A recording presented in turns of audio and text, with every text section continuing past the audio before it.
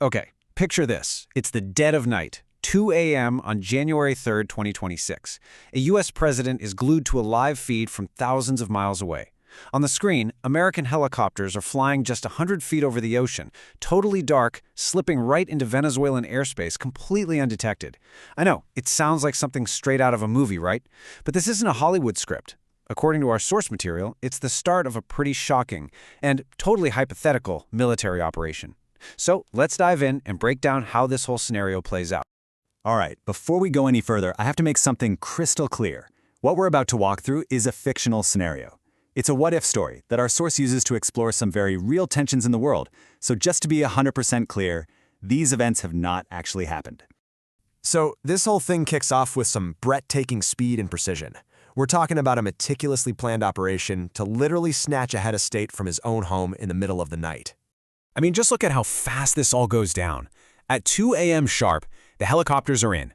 Just 1 minute later, you've got elite Delta Force commandos inside President Maduro's house. And by 2:06 a.m., that's just 5 minutes after they got in, they have the president of Venezuela in custody. A sovereign leader captured in his own capital. It's just wild.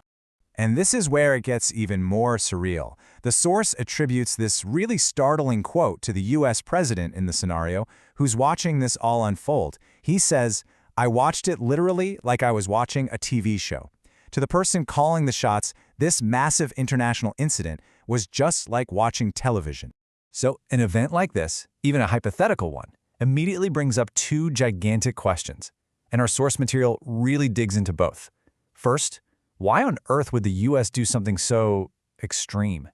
And second, if this can happen, what does it say about the rules that are supposed to keep the world from chaos? Okay, so in the narrative, the U.S. has an official reason for what it did. They claim it's not about politics, it's not about power. No, it's about fighting the war on drugs. The formal charge they use is narco-terrorism conspiracy.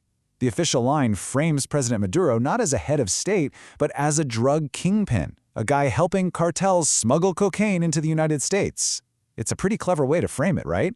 This isn't an act of war, it's just a massive law enforcement action. But the source material immediately starts poking holes in that story with this data. So Venezuela was the target, and they were supposedly moving about 250 metric tons of cocaine. But then you look at a country like Guatemala, which reportedly ships nearly 6 times that amount. That difference really makes you ask the question, if this is about drugs, why Venezuela? And the source makes another great point. If the whole mission is to save American lives, why are they so focused on cocaine from Venezuela? The #1 cause of overdose deaths in the U.S. is fentanyl, and the source traces that primarily back to Mexico and China. The official story just doesn't seem to line up. So, if the drug explanation feels a little shaky, the source suggests there's another motive at play, one that has been at the center of world politics for more than a century: oil. Just let that number sink in for a second. 303 billion barrels. That's how big Venezuela's proven crude oil reserves are. We're not just talking about a lot of oil, it's the single largest reserve on the entire planet. And to put that into perspective, Venezuela has more proven oil than Saudi Arabia, more than Iran, and way more than the United States. They are sitting on 1/5 of the world's entire supply. A resource like that, well, it definitely gets people's attention. The source points out that the tension over this oil goes way back. It really kicks into high gear when Hugo Chavez comes to power and nationalizes the entire industry, basically kicking out foreign companies and saying, this oil is ours. That's followed by a failed coup that the source links to the U.S., and then years of crippling economic sanctions. And right here, this is what the source presents as the smoking gun. In this scenario, the U.S. president describes Venezuela taking control of its own natural resources as the greatest theft in the history of America. Think about that. He's saying, they took oil away from us. That single quote seems to reveal the whole game, that the perspective is that Venezuelan oil somehow belongs to the U.S. So this brings us to the aftermath. An operation this big doesn't just happen in a vacuum, and the source argues that an action like this completely shatters the very foundations of international law. At the core of all this is something called Article 2.4 of the United Nations Charter.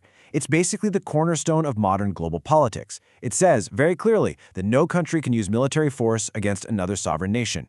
End of story. And this hypothetical raid, the source argues it's a textbook violation of that exact principle.